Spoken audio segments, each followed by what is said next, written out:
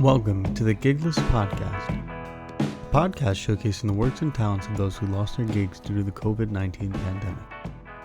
This podcast will feature a range of creatives from the tri-state area who are young visionaries and who contribute to their craft despite the recent events that have happened. Join us today as our host Remi Leibovic speaks with Melissa Khai, a Brooklyn-based artist whose art can represent every and any body.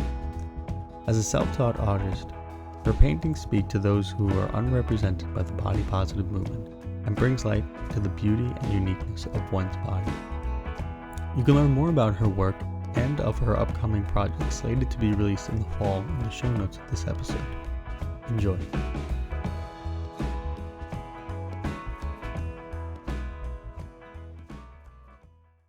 Hi, everyone, and welcome back to this newest episode of the Giggles podcast. Today, I have our guest, Melissa Khai. Hi, everyone.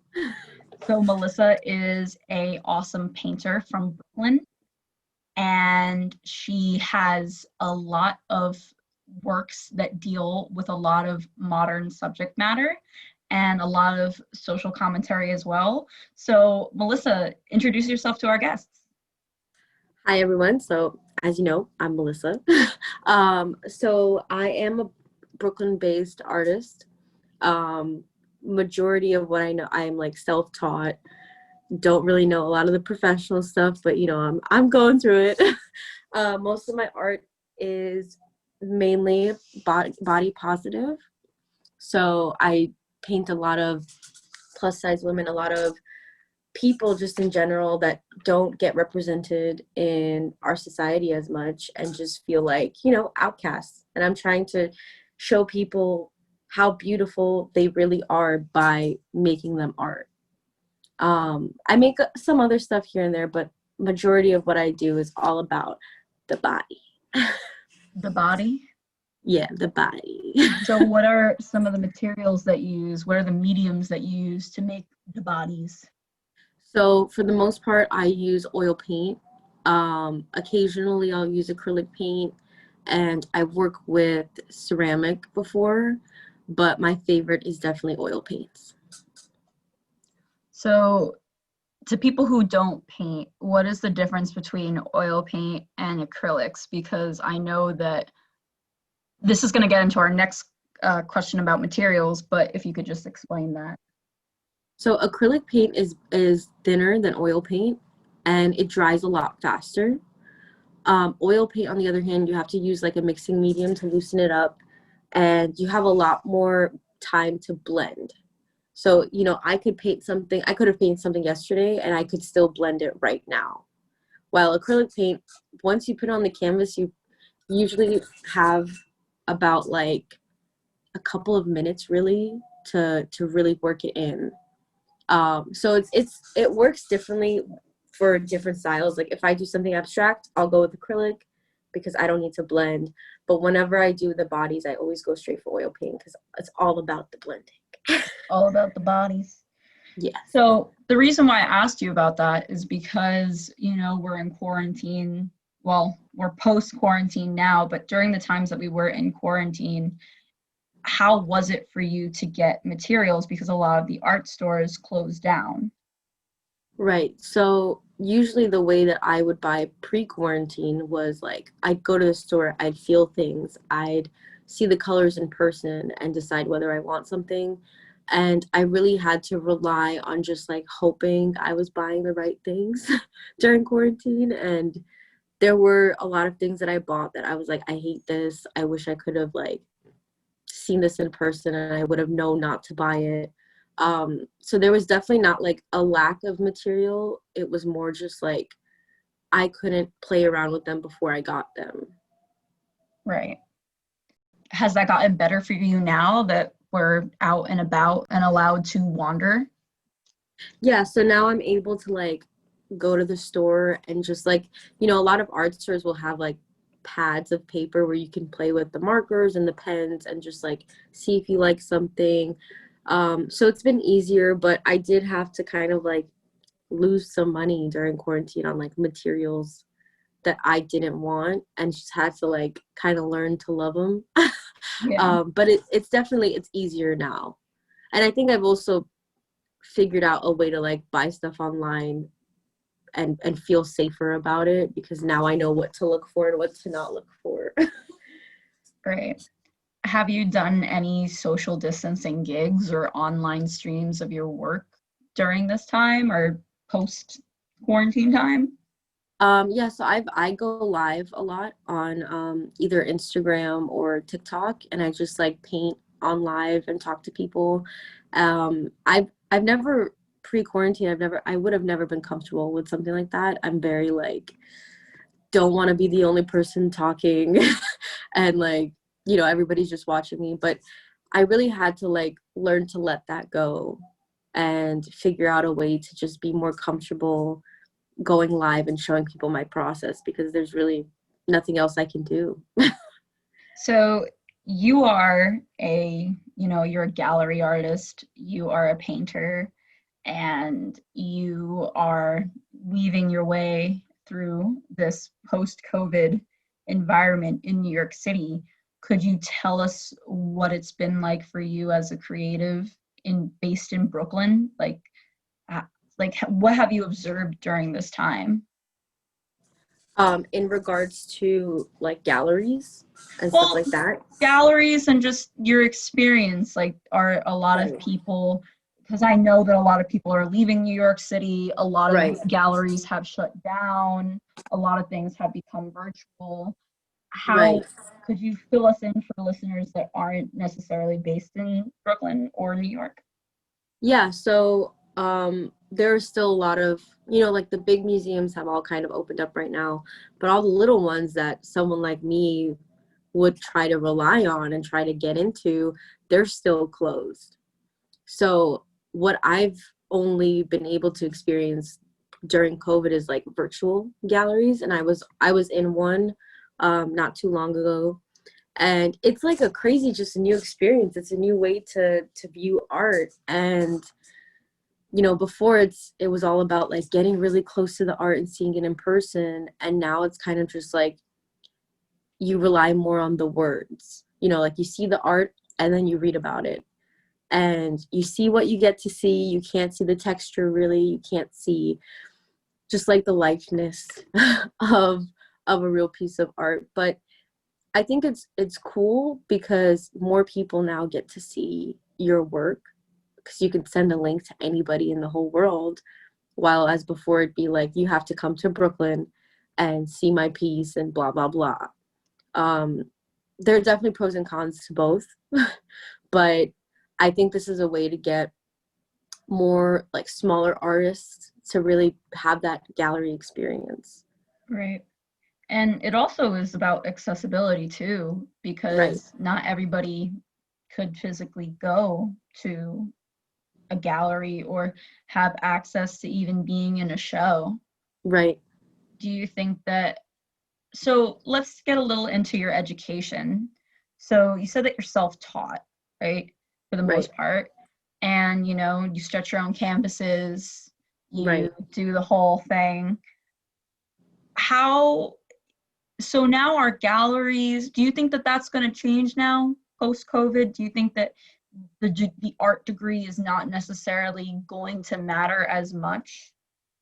So I think, I'll be honest, my opinion is I don't think that the art degree ever really mattered when it came to being an artist. Because like when I went to art school, the only thing that I learned really is how to stretch a canvas and how to mix oil paints with the medium properly. After that, they can't teach you how to paint. They can't teach you how to do all these things. When I graduated, I feel like I had the same skill that I came in with, like the same level of, I guess, talent. And then during COVID was when I really like practiced and put my all into it, and I've gotten, I think, a lot better than I was before. I think that degree it only matters if you want like a, I'm putting quotes here, a real job. Right.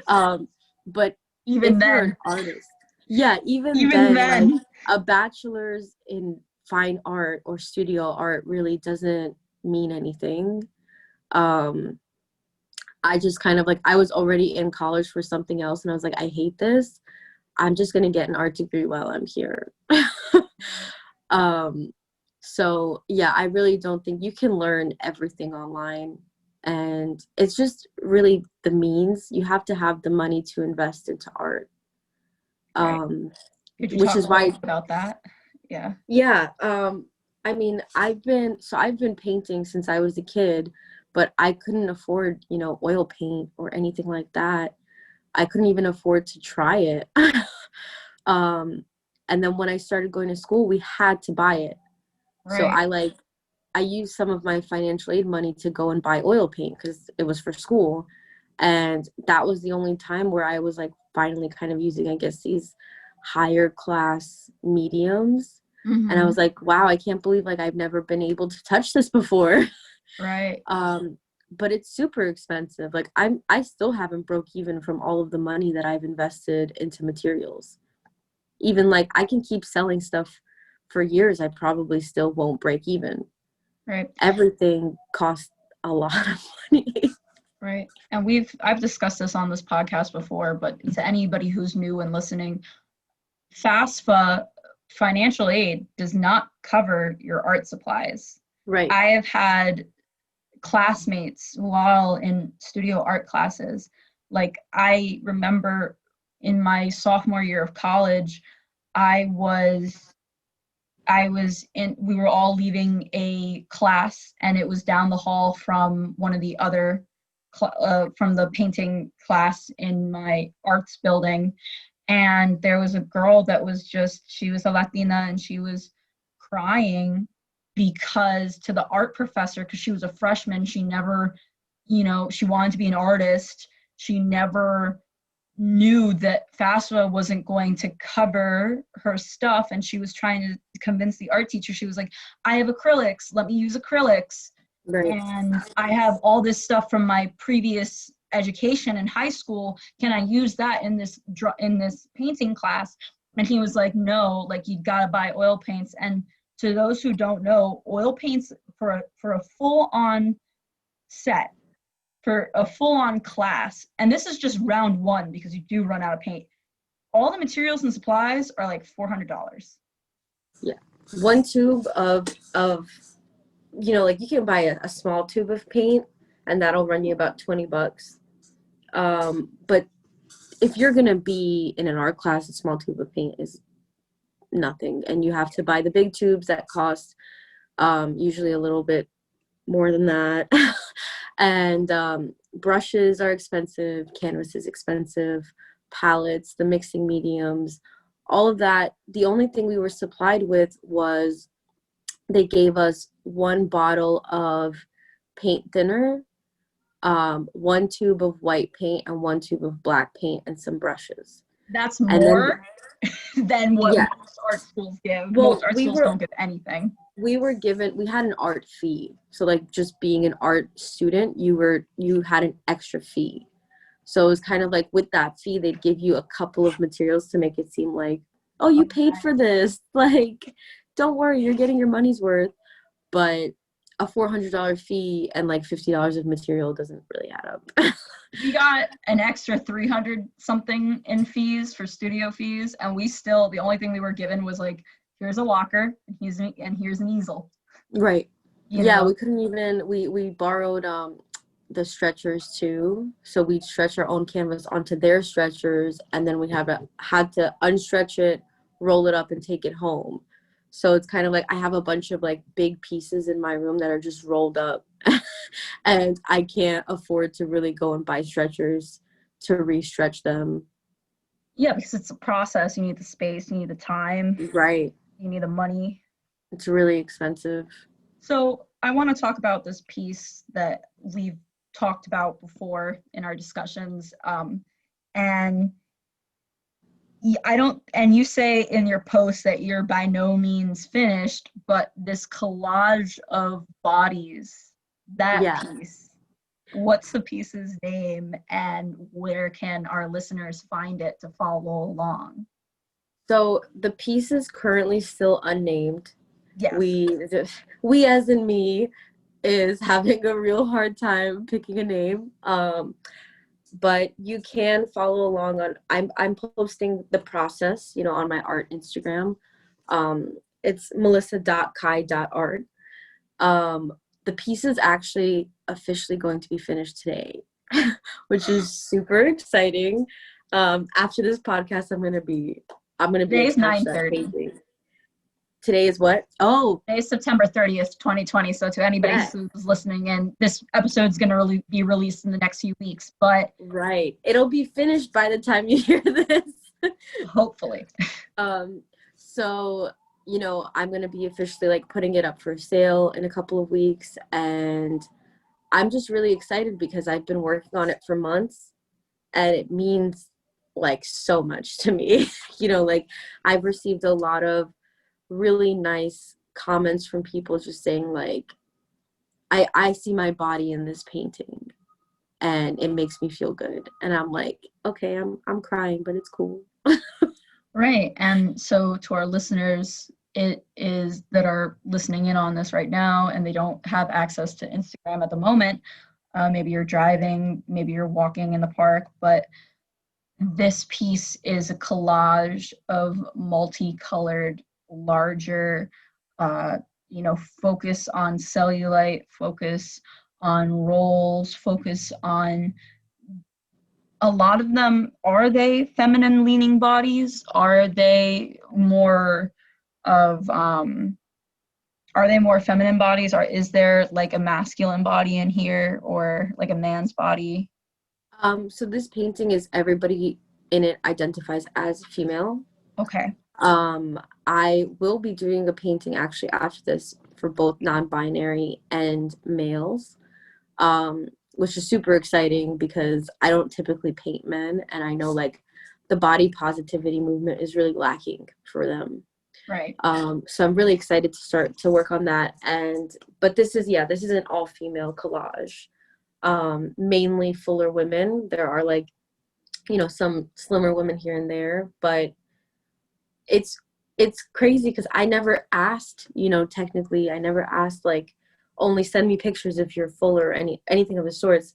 This is just like what the average woman looks like. Right. Yeah, a lot of these women are just like average sized, and people don't even realize that because they're not shown. I think that the average size in the United States for a woman, like the average pant size, is like, I think it's like 14 or 16. Yeah, But it's around a 16. Yeah. Yeah, but our media totally spins it a different story. Right. They show their plus size is a size 6 or a size 8. And I'm like, this isn't cool, because like you hear that too when you're over that size. You're like, wow, I'm like 5 sizes above that. Like, Yeah, I I'm a didn't size realize 6 in jeans. yeah, and it's like I didn't realize I was so above average. Like, you know, it's hard to hear these kind of things. Like for me, you know, I'm a size 16. Yeah. So whenever I hear like size 16 is barely advertised and I can barely find a pair of pants that fit me, that's kind of where all of this stems from like my own problems really with body positivity. I'm like, you know, if nobody wants to do the thing, I'll do the thing. And that's really where this all comes from. Yeah, it absolutely does. So how does your audience, when you had galleries or online, like what's the overall response? So I've been in 2 galleries previously, and the first one, like I was not in this body positive mode at all yet. And the second one I was. So usually it's always kind of like I get really nice comments of, this looks like me, I feel represented, you know, like just people finally kind of finding a place where they feel they can be in safely. So the response really is what drives me to keep doing it, because I initially was kind of scared. I was like a little worried that it wasn't going to hit the nail. But once people actually resonated with it, I was like, I found my people, I found my audience. There is an audience for this. You know, all of those women that are above a size 8, you know, they and women below a size 8, it's really everybody just kind of wanting to see themselves represented, underweight, overweight, average size, whatever it might be. I found my people on the internet. Right. And to everybody who is like, I feel that art, like larger bodies in art, especially now in our contemporary age, I feel that like a lot of people don't realize that, you know, some of the first, like the Venus of Holfels or the Venus of Willendorf, if you know what those figurines are, like those were the first ever depictions of a female body. Right. And they are larger. The breasts are sagging. They have a big belly, or Right. like, you know, there's an emphasis on the thighs and the booty. You Right. know, it's not like this very, like what I feel happens a lot is like this very thin or ghost-like figure Right. is the depiction. Yeah, like this isn't a new subject. This Yeah. is like when you go, if you take an art history class from the early years of art, you'll see more people that look like what I paint in size wise than what you might see if you go to a gallery right now, like a modern gallery, or, you know, opening up a magazine or something. And it's also always the topic of conversation in an art history class, like, oh, this woman is fuller, like they're painting fuller women. And you can see like where their uterus is supposed to be is always a little fuller. Right. And they're just painting, they're not even like big bodies.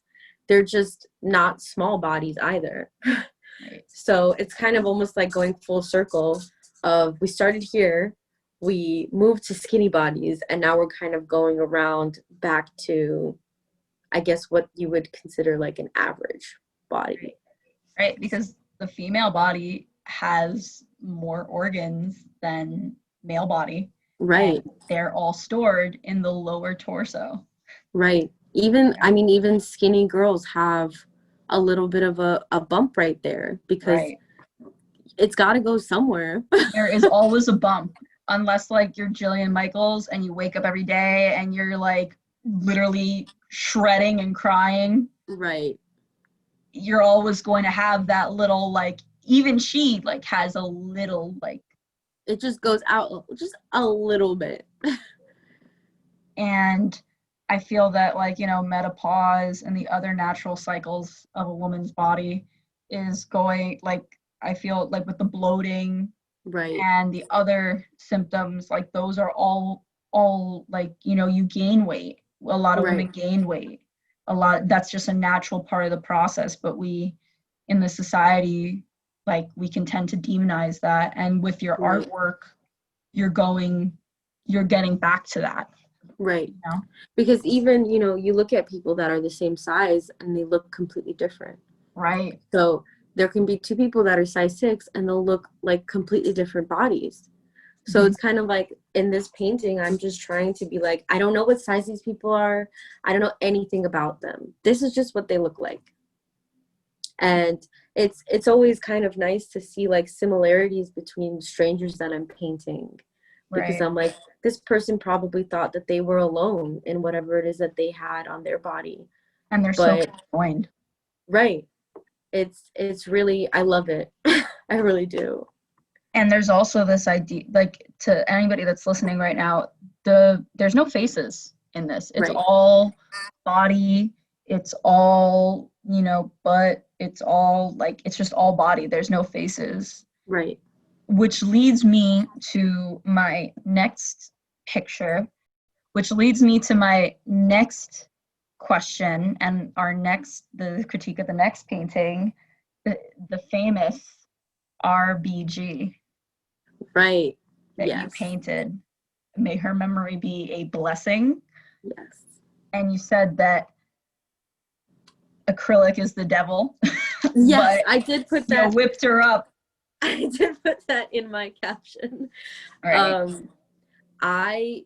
when she passed, I literally couldn't sleep. Right.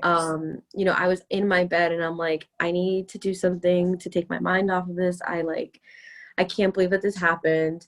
And so I just got up and I was like, I am too lazy to paint with oils right now because it's a whole setup. I have to take out my palette. I have to take out the oil. I have to take out the linseed oil that I mixed with it and the Gamp salt and all of these things. And I was like, I can't do that right now. I'm not in a place.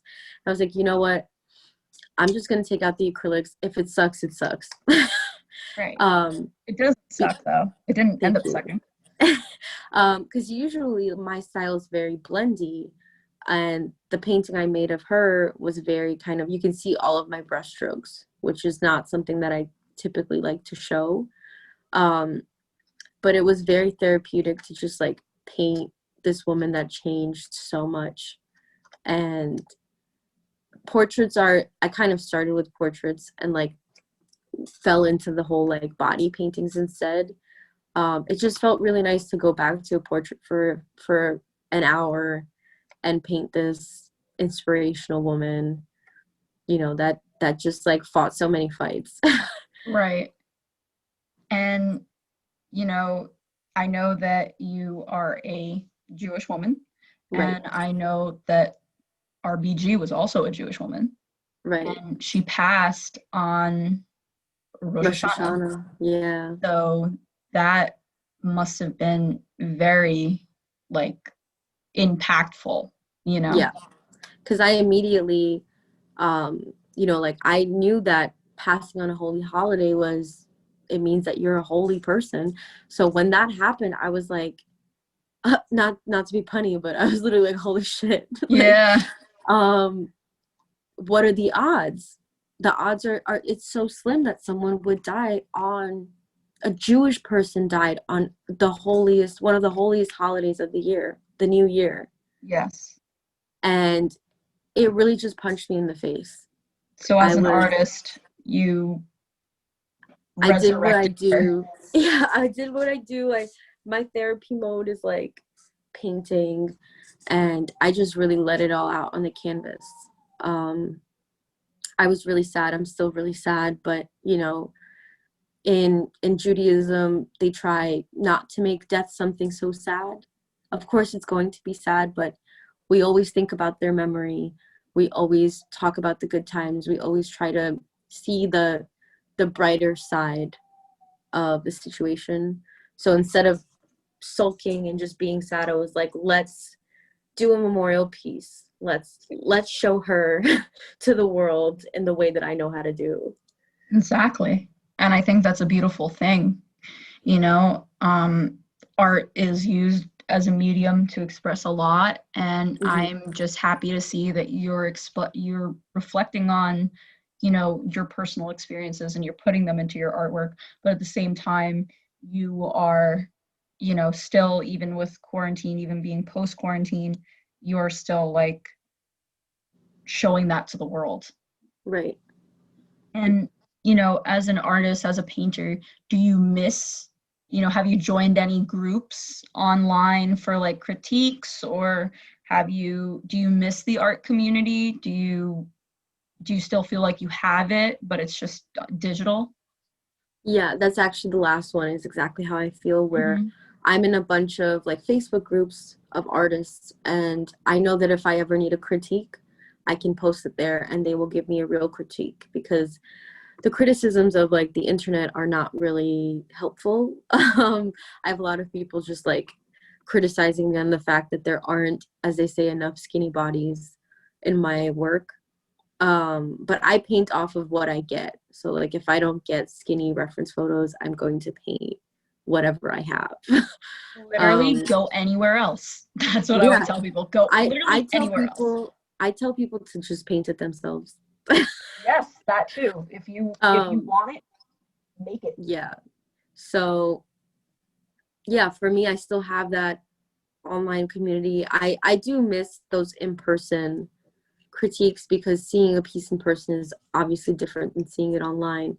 And that's kind of like one of the only things I really liked about school, where they can see it, they can get really close, they even see like you painting it in the process, you know. and they can give you a real criticism. Right. So yeah, I do miss it, but there's a new world. We're in a new world now. Yes. I totally believe that we are, and we have to translate onto a different, we definitely need to translate onto a different plane. Like we need, Right. like the physical plane is a little bit on pause right now still, even though we're post COVID-19, but you know, it's still going to, it's still got to go on to the digital plane. So we're in our last 5 minutes. I know it went by so fast. Yeah. We've been talking forever. You said 5 minutes. I was like, what? Yeah, I know, right? That's what I love about this podcast is that like my guests and everybody that listens, like they really can just hold it on. But so any final thoughts? I always tell everybody, you know, if you want to try something, you should try it. If you want to try oil paints, there is a way to do it without spending an insane amount of money. Get little tiny tubes of the cheapest paint that they sell and little tiny bottles of the cheapest oils to mix them with. Like, if there is something that you want to try, you need to try it. Save up the money if you can. It's, you know, like I've been saving up money forever just to invest into materials, and sometimes I hate it, sometimes I love it, but not knowing if you'll hate it or love it can drive you crazy. Right. So I say just try whatever you can. And yeah, if you hate it, you hate it. You can always sell your materials. There are people who will happily buy semi-used materials for a cheaper price. Just do what you think you need to do to be content, and don't live your life, you know, questioning like, oh, what if I tried this thing? Just try it. Just try it. That's really all I can say. Right. And I feel like art, especially painting, can be so intimidating to so many people. Right. But, you know, a little bit each day goes a long way. Yeah. You can even start with just drawing. Yeah. And just like, that's where you should probably start, because you can kind of play around with proportions and figure out what your style is.